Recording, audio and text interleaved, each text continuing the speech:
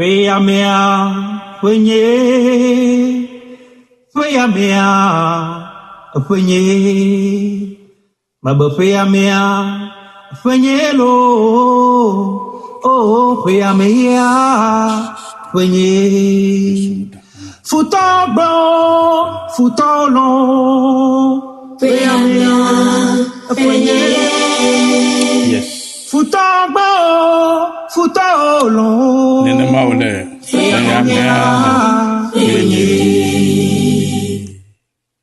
No vinyo magado gwana mile gbe penke kiame. Aye madiba magadon kundo jinami. Medak benami.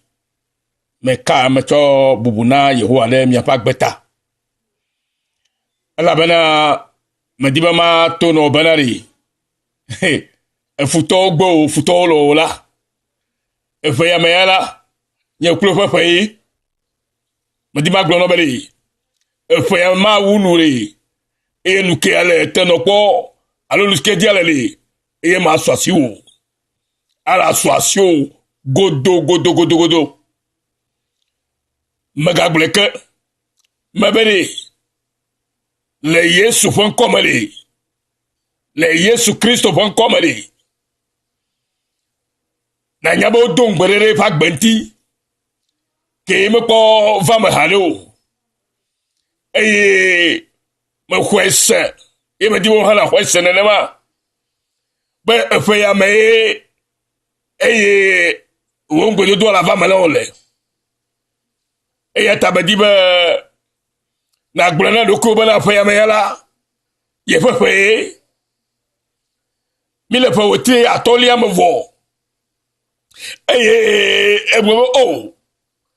iye gblɔ le fia ƒe gɔmedzedze be ne eƒe ya me ya la enuwo la trɔ eye enuwo la dzedzi na ye eye kaka va ɖo fifia eƒe dze gɔme tso wotigbatɔa me kaka va ɖo atɔlia me fia ye me le sayi ɖeke kpɔ alo ye me le dzesi ɖeke kpɔm na nu kewo le lalamo kere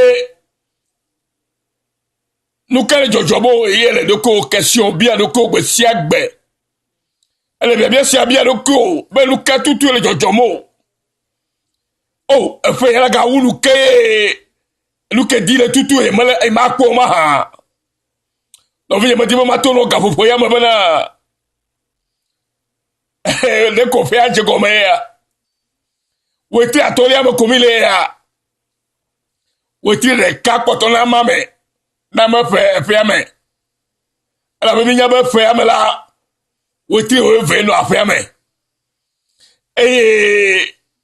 weti atolia si ame la enu gba sosono le ji ucha ye le gbogbo bele oh mawu Yehowa o kele nu ko be la kare mena yi nu kata nu gba le musam le ji le ko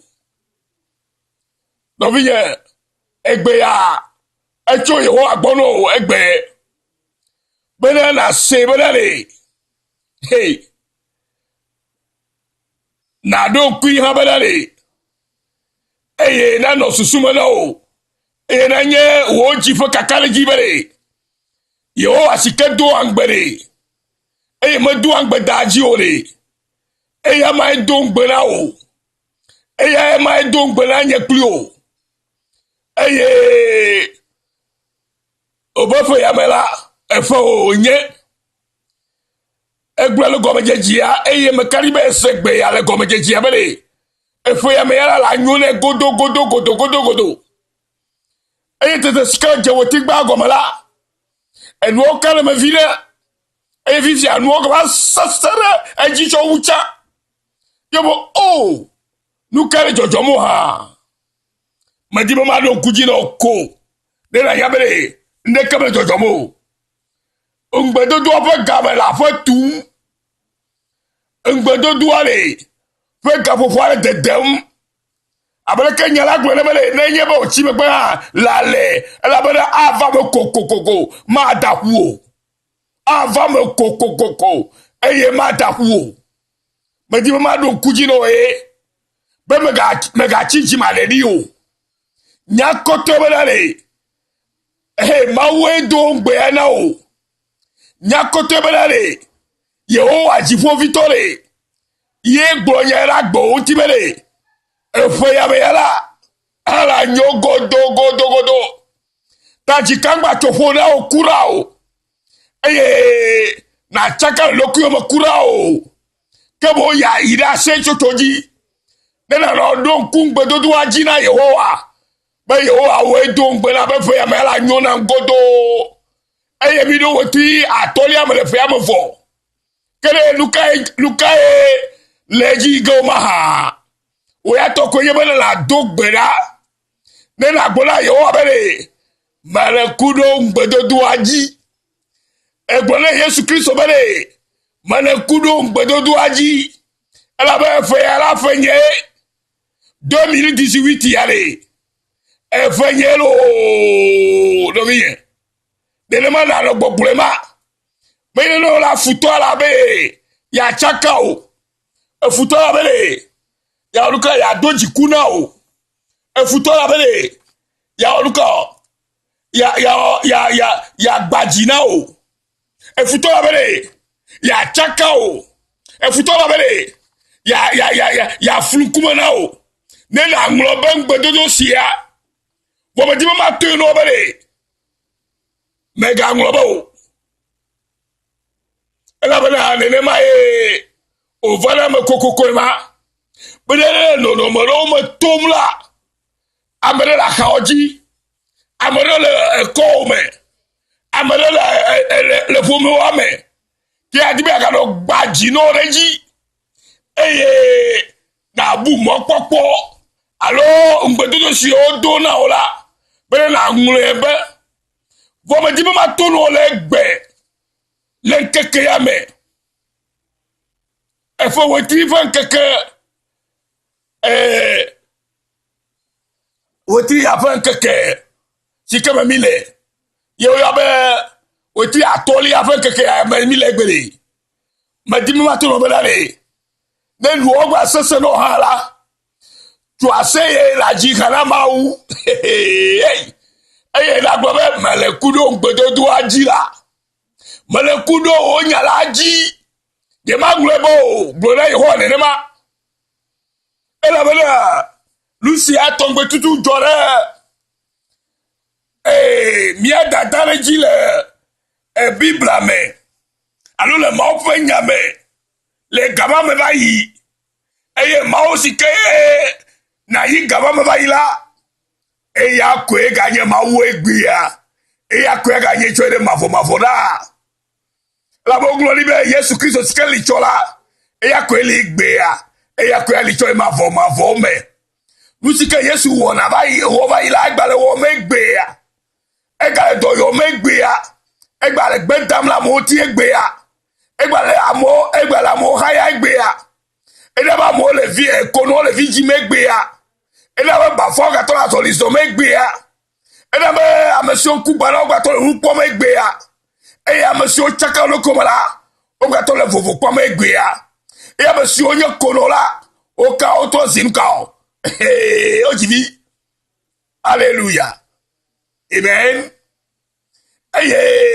amesio do kola auto si kesino to amesio mo kole le keju la wa to si amega amesio kola fo kole anyi mapela wa we va kole ji amesio ondo flola wa we va ko jirulu wa va nya meta amekuta o ela bo do flo Yesu Kristo le nye klo tavo tani o ba do flo gbala o ya to ja me kuta la bo do me ko esele Yesu mo come bere ma ava me no we ma e ya ta no vinye me di ma to no bere denye ba ato ide Samuel fe agbalegba to ame Samuel fa agbalegba to etagba to Samuel fa agbalegba to etagba to na polu sikejo le Elkana si de peni na kle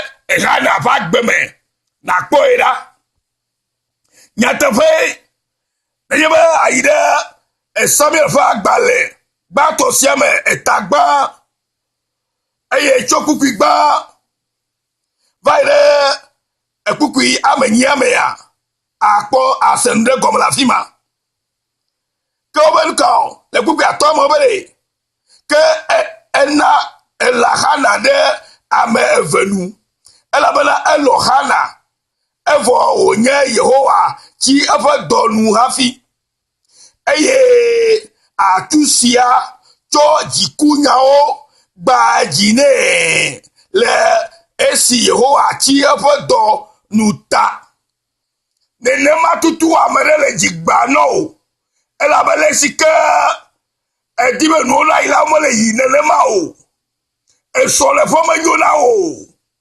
eye do wo ha edefu elu kata chakala agbome eye teta bo sam le kola ji le fondu le nwo be wenye mauvi afia eye no le ide ji le kia no vinye nenema enu ojo gakala hana mabu mo popo de ekpo mo na Yehowa to gbo be atusia du fawu le nti doji kune obeno esia wo gbe fe siafe no ile Yehowa fa fa mekoa be na wo fa savola e wo na esia vo eva glo hana gbere ka be o nu kanye sia yesu sile wo won plio no vinye garafo ne na gbona efuto katabele nu kanye sia ole bubule etio alakpa oda maulele si ke nabale trois no lo mena nuo mau Yehowa le si ke naba fifote trois yaira ke naba mesike jaira o ba ko le ji ke naba le fuku ko gbato si na gbe to la si amegbagbo ke naba tisi o kula o gbato general yo Yehowa mauma le Yesu fe come ne la de se wa di kadola bere ye ma chine no ela ba fe amala ye fa fe onye e fe amala ye fa fe onye ne woti atoma ye ogale hala woti adiama yo akoton keke vile wa gele woti adiama yo la ye fa fe ko onye eye luke ye wa gbo ba anye to le fe amala ye ko kwagele eye la fame nai le Yesu Kristo fe kwame novinye nous kaibi ba bonami le Samuel fait agbalegbato etagbato ya me o abele sike alia wo na fe si afe godogodo ne wa ne ova Yehowa fe apela me wa esia no chikudo na eva atusia oh no vinye el kana ele o me vie ane toto fu me le kame fa gake de o hi to me nyonyomo ke amere to nyola wa du folo ya unti wa gbonya madi nya ole unti o no vinye eta biba gore be mega fa hu amesike le progress ya lo ko gbe yi o baba nkura o to hale moji gbana to habe gamala su gba po le kenu le yi do na mele ko na bu mo popo o do une Yehowa unti egbe ne na kareji be fo ya mala anyu no godo nu si o kata ma u dongbe na ola ava me godo ala be ya me do angbe daji o eye ava me le hana fa gbe me esike hana ire Yehowa papa me hele gbe domda da jogbe na Yehowa ne wo ya namla leke gbo pe amala nyu namla efia fa wetu ya matome amele ya kaka ma jama dali amele hey no mane to la gbejebe enye foudu la ona kore no la nyabela yes esi anye gbedodora yo la nyabela me karejio eye wenyenye mau eye wenyenye dela eye wenyenye kola meto pe nye si to fe eye tete na ponu kunu eye o va me ogbo be le kukui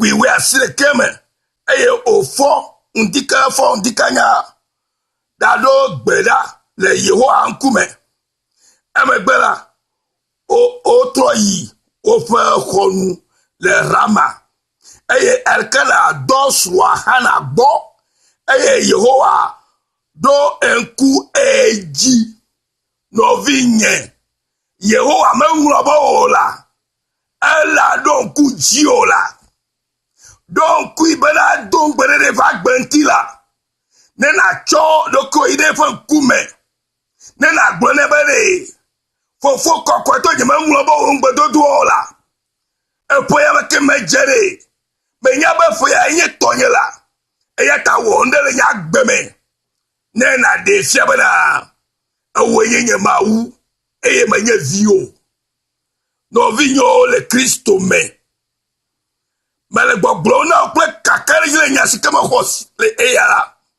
mele gbogbo le kudo ji no mele hey ele fufo gafifia hey le domaine vovovo me nous si au boulot là oh on pas go la buno le Yesu va comme Yadasio ye to voya bo sanfila wa to governor wa multiply 1,000 times alo akpa alo fa kapa etefa wa to lo ela ba to nye fo ba di ma to lo le nya ma bele ejebe na dogbela ne na don kun gbedo do ji na Yehowa na ide ba kume pe kakaleji ba fo ya mesike gbo be anyon la ye dibe ya kwe ma va le va gbeme le gabu bosika o ne dame le Yesu fon come eye esi a Yehowa loku edoku mia persista hanaji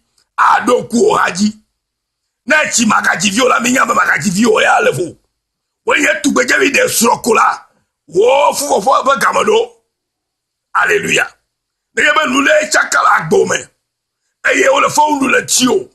O le tio da. Bo ye magato neke gbere lo fa agbemo. O alo gbogbo bele o. Beka gbo nula nyona o chao. Beka gbo chala to tu etage gama o.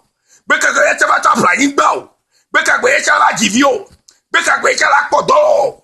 Beka luka ya tama wola. Me dibo ma tono le Yesu Kristo fo come. Benale game ai suna o ya. Bena onre di bena Fukuko ata bato bagbe le mofo nyanu onwure ni benale atikpo ha e gato je eto za tinya driade ke ji e ba cheku ke hevio kata va kwaji jolete no vinye amama fo me vine nyele fo me ame amama fo me vine nyele community ame amama fo vine nyele wo du ame amama fo vine nye na Yehowa ta don kure Yehowa ti e la kariji gbebenale ye fe game asubo e fe amela nyola nye kwekoto le Yesu ho come wo me dibela do hose den gbedo do ajibe ava mo kokokoko ma dahu ela ba amesike dungbela me nya me gbeto yo ke ma we dungbe me dana fe gbedo no jotara mo khwe se ba ava mo no le Yesu Kristo ho come wo sikanye tori me dibe na nyabe enye toblibu alebena esia kpon baba le Yesu fon comme eye atozi amankuta ma didio atozi amesike nwa mola boro ho wazo esiko kakale ti o le esike ne chi akogota ne chi ameresike amoronga tababu le nkudo le nti o ha lo fo memela kam subona owo la nye mo fiala na o wazo Yesu la yele wa ya wogala menye wo muse o la Undodo kwela dodo mtikwe gidodo kule kwa seleno ya jinako Yesu ajiko na pobele amefumvike na nyere ma aje frolu o ma ha aje inareke ma hamoneo la beka mo su bena efo ya bena no leke tutu ogbo bena no la nene mo anola o ogbo nyamadi nyolo ti o nuke mo wo we gake na kpola bele Yesu lo rabi yele dukunu ya ogala tano vinye medi madon sokudo nya yao esi petrola hana fofu eji mutuvi eye ona nko ebana Samuel elabena eglobe yewo asime me biele nous le yewo asime na ola no vie nous kele yewo asime le towe la be biela e tue na ola nous nyo le pas asime na ola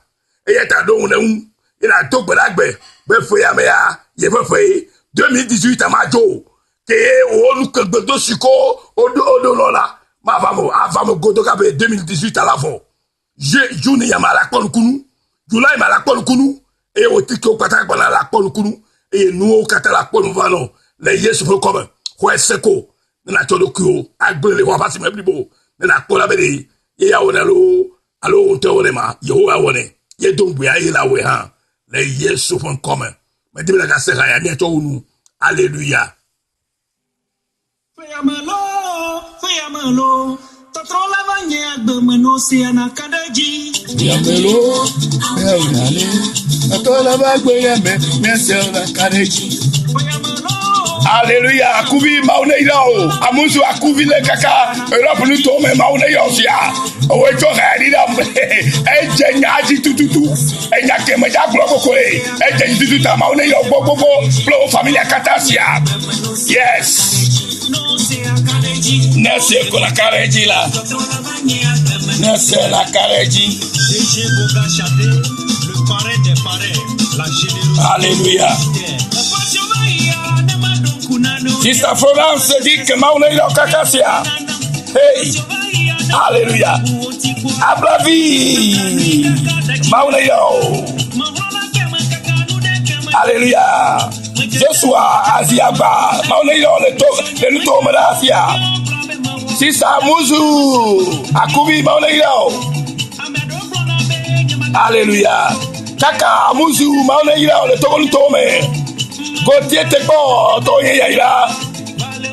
Lili Kwevi Maouneira Kakaka. Rose Peli Maouneira Osia. Ami Dolome Maouneira. Alléluia. Deborah Otoye Yaira. Ajele la se Toye Yaira. Yokoko Bitoye Yaira Siao. Groupe Bon Samaritain Mietoye Yaira Siao. Gita Gagnon Toye Yaira Siao. Novio Mietoye. Josephine So Toye Yaira Siao Sia. John and Gifty Asiano Mietoye Yaira Siao. Kojo Keu Toye Yaira Sia. Pauline Bebo Toye Asiao. Rosalinda Le Kaka Enka Germany Manibaji Maouneira Sia Toye Asiao. Pierre from Pierre Le Pef Maouneira. Florence Akebe Toye Asiao Sia. Esther Agbo Toye Asiao. José Toye Asiao. Dola Dimitri Toye Asiao. Magloire Agbeyido Toye Asiao Sia. Comme la Jacques Toye Asiao. Comme Mathias Toye Asiao. Nico Jagba Toye Asiao Sia. Akakwa Blavi Toye Asiao. Alléluia. Fabien Ponyo Toye Asiao. Alléluia. Yves Kojo Amusu Toye Asiao Sia. Immaculée Konou Toye Asiao. Excellence Toye Asiao. Joe Atiso Toye Asiao Sia. Alléluia. Emma Anibra Toye Asiao. Blaise Toye. Vivi Edo Toye Sia. Romia Dakwete Toye Asiao. Esenam Diane Toye Asiao Sia. Alléluia. Alléluia. Ben ti me fwe men yon la sibia kata toila. Koleta agboglo toye asia. Zonia sokli toye. Ya ila sia onye tola. Geneviève Adjavon toye asia o. Blanche Asiago toye asia o. Ma gloire jeune toye asia o. Kumako Komavi toye asia o. Yawo Eli toye asia o. Elise Asiba Toye Asiao Sia. Alléluia. Groupe of Farmers Go Netoye Asiao. Alléluia. Angel Mama Toye Asiao. Yawa toho toye asiosia. Moïse Zas toye ine asio. Rosaline, assista Rosaline toye asio. Yaovi Kami, Jagba toye asio. Odeta Toko toye asio. Prosperos toye asio. Yaya Gijiga toye asio la. Mauli Koku Jagba toye asio. Jisil Dawi toye asio. Alléluia. Nikayama toye asio. Oh, grand frère Tomivi Jagba toye asio la. Radio Liberté Diaspora toye asio. Mauilana Noviho toye asio sia. Anika Javon toye asio. Alléluia. Oh, Lisa. Eganyaglo toye asio. Kafi Mausi toye. Petroline Amuzu toye asio. Agbebe toye. Jonathan toye. Kodovi Amenyinu toye. Kofi Gbagwe toye. Alléluia. Sister Lawe toye la. Jenuta Eklu toye. College Kojo toye. Elise Yawa toye. Ayaya Jagba. Alléluia. Oh, monsieur Katale, connecté Kudo, Mister. Yes, you know me à Tony, Monsieur Katala. Maune ila mi kaka. Oh, alléluia, alléluia, alléluia, alléluia. Michel Logosa, Towe Yasio. Alléluia, Agbeko, Wameko. Madame Agbeko, Wameko, mi à Tony, Yasio. Paulé Calas, avec eux. Toye asio. Stéphanie Kossi, alléluia. Toye asio. Elise Adadi. Amen Agbanyo, toye asio. Alléluia. Joseph Moussouga, toye. Ma Odette Tanou.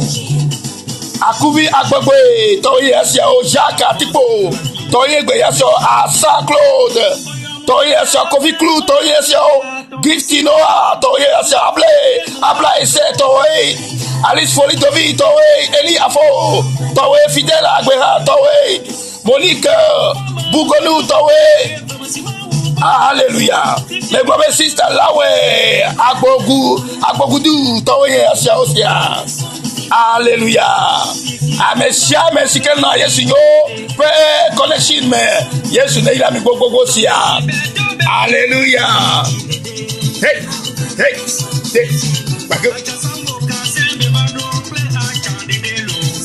Alléluia. Chichonelo nyamala Yesu nyola. Paulolo. Afwajidula. Praise the Lord. Meto benami. Laye na nyabe fe ya meto we lo. No binye me na nyabe fe ya meto we la. Yesu Dieu toye fe ya. Yesu Christo fa Dieu toye fe ya lo. Futolo. Fe ya me ya. Penye ye. O futolo ala. Fe ya me ya. Penye ye. Akpenami.